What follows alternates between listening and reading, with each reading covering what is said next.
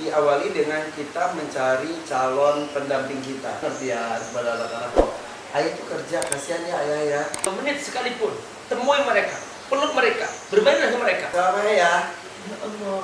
Sedih banget, Bi. Ya Sedih sekali. Allah. Sampai ini saya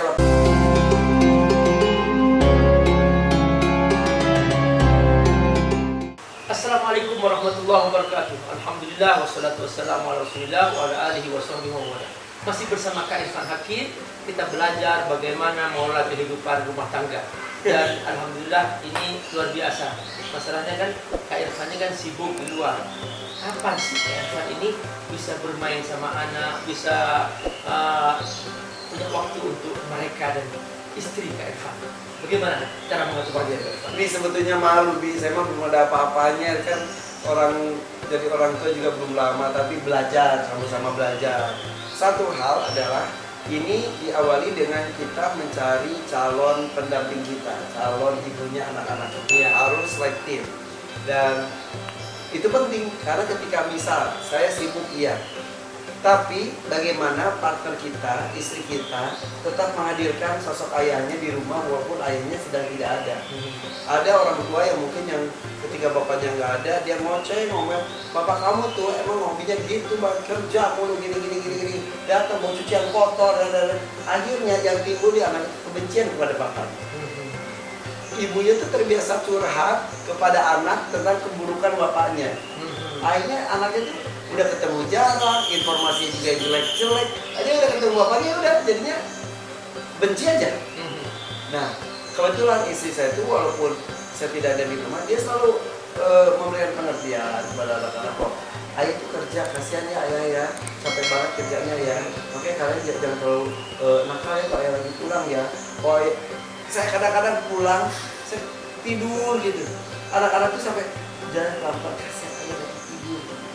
Terus kadang-kadang saya menyempatkan ketemu dengan mereka. Mereka dari sekolah, saya dari tempat kerja ketemu di mall dulu. Kita ketemu, makan, kita nonton, bisa bareng-bareng. Nonton, udah semuanya siap, ada popcornnya gitu-gitu. Saya tidur. Ada anak-anak sudah biasa. Ayah udah selesai. Makasih ayah udah nemenin kita nonton. Masya Allah. Ya betul, dan maka tetap menghargai dan juga tahu ayahnya itu bekerja keras untuk mereka gitu. Jadi walaupun jarang ketemu, tetap mereka hormat, tetap sayang, dan tetap bangga. Sampai suatu ketika saya pulang, ada surat dari anak saya, Aisyah.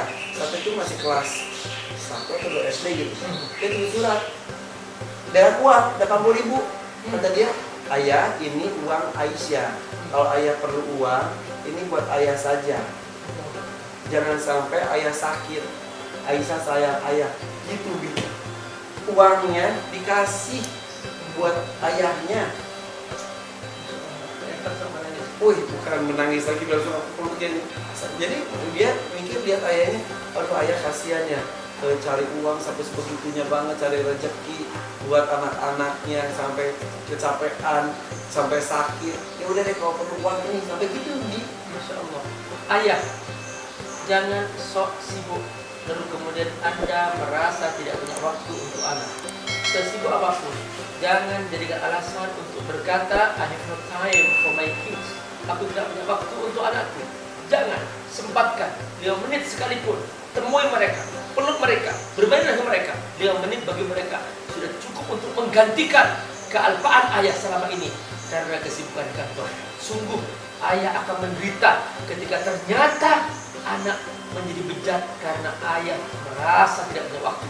Sekalipun seorang ayah sukses karirnya, tapi ayah akan hancur karena ayah kehilangan hati anak-anak ayah. Mengapa? Karena ayah selama ini ternyata dengan sengaja tidak meluangkan waktu untuk mereka. Ini pelajaran penting dari kehidupan Kak Irfan hari ini. Lagi kan? Ya, setelah ibunya, anak-anak, ibunda itu menghadirkan sosok ayahnya walaupun tidak ada tempat. Ketika kita pulang ke rumah, tunjukkan bahwa kita itu adalah milik mereka. Jadi kayak kadang-kadang kalau lupa gitu pegang HP, aja main HP mulu. Oh iya lupa. Yaudah, akhirnya kita bermain, kita sepedahan, kita main bola, kita ngapain. Jadi akhirnya ketika kita datang tuh mereka nempel banget, mereka cerita dan lain-lain. Dari itu dipertahankan. Kalau ada apa-apa tuh mereka cerita apa-apa. Kalau gitu mereka tanpa sengaja nelfon. Ayah ini nakal ayah, mereka berantem. Nah, karena semua curhatnya ke saya dan harus berusaha adil untuk semuanya. Adil dengan kata adil benar susah, tapi kita harus memberikan porsinya. Dengan 5 anak yang saya punya itu, dengan porsinya masing-masing ya sesuai dengan kebutuhan yang mereka perlukan. Gitu. Ada yang perlukan, ada perlu ketegasan, ada perlu seperti sahabat dan lain sebagainya. Masing-masing punya karakter, jadi tidak ada sistem pendekatan dan pendidikan yang sama untuk kelima anak saya. Masing-masing beda.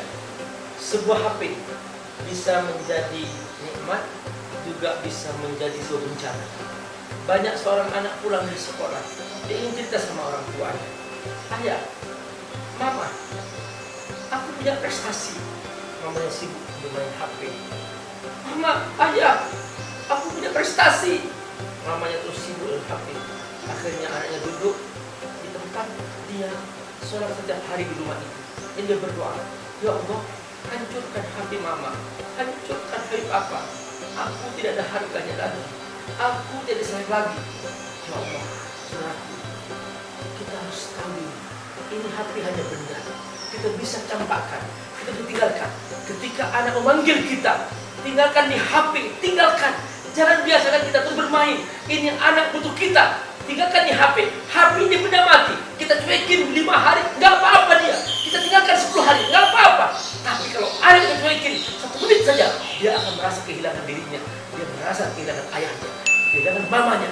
Saudaraku, Anda di orang tua, ayo biasakan muliakan anak. Tinggalkan HP ini untuk mereka. Jangan sampai berada di waktu untuk mereka. Ya, betul. Iya, betul. Jadi mereka harus tahu bahwa kita hadir untuk mereka itu sangat penting sekali.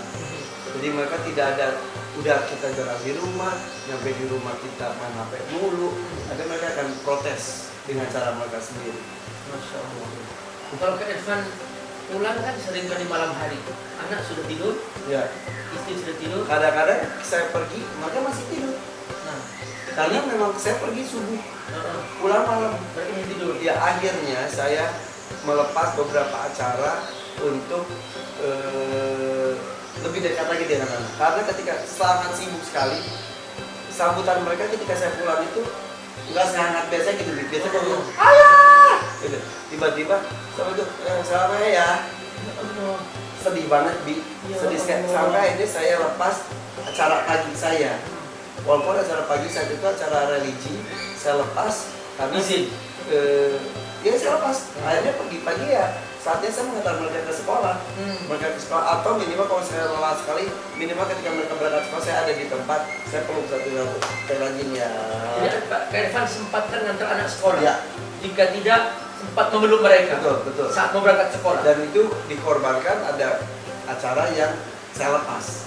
Ya itulah betapa berharganya sebuah kedekatan dengan anak.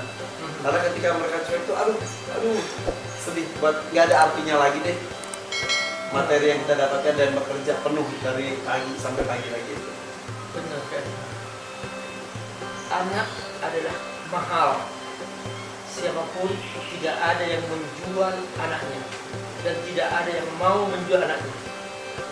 Berapapun, silahkan Anda bawa uang 1 triliun, 2 triliun, 5 triliun. Datanglah ke rumah orang yang paling miskin sekalipun. Bu, aku beli anakmu 1 triliun. Dia tidak akan mau. Kenapa? Ini anak belahan jiwa. Maka anak tidak bisa dihargai dengan apapun. Jangan rela, saudara penonton, anak ini dicuekin. Jangan rela anak ini dibiarkan di mana-mana. Ingat bahwa Anda punya uang 5 triliun, 1 triliun. Anda tidak mau dititipkan kepada orang lain. Nah, ayo kita beri waktu untuk menjaga anak kita seperti kita memberi waktu untuk menjaga harta kita. Seharusnya kita seperti itu menjaga anak. Sekarang akhir-akhir ini banyak anak kehilangan perhatian orang tua. Akhirnya mereka mencari perhatian dari benda-benda mati, dari HP, dari game, dari mainan-mainan. Akhirnya mereka kehilangan jati diri. Kembalilah ke rumah, wahai ayah. Anak Anda sedang melengkung di rumah Anda. Assalamualaikum warahmatullahi wabarakatuh. Alhamdulillah wassalatu wassalamu ala Rasulillah wa ala alihi wa sahbihi wa wala. Saudaraku rahimakumullah. COVID-19 semakin menyebar dan semakin banyak saudara-saudara kita yang terpapar COVID-19. Tidak sedikit juga yang meninggal dunia. Para dokter, tim medis juga banyak yang kekurangan alat medis. Mereka kekurangan untuk mereka jadikan perlindungan badan mereka. Baju APD mereka tidak kebagian, masker tidak kebagian, sarung tangan mereka juga tidak kebagian.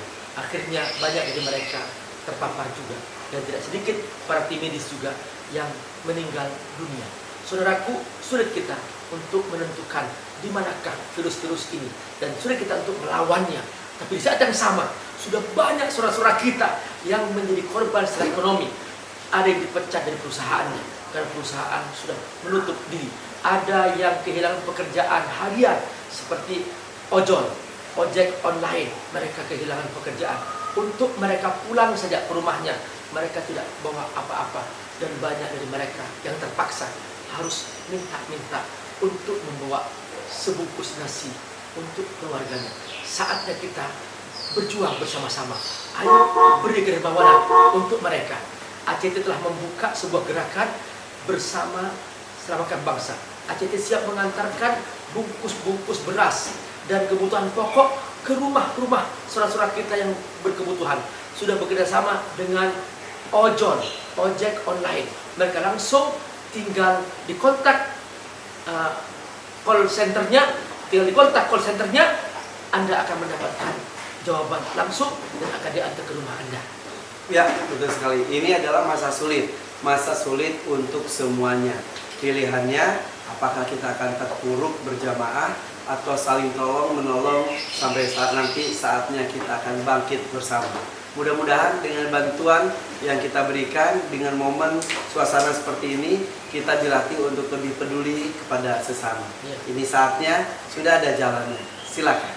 Bersama ACT, selamatkan bangsa. Bersama Indonesia Dermawan. Semoga Allah berkahi. Wassalamualaikum warahmatullahi wabarakatuh.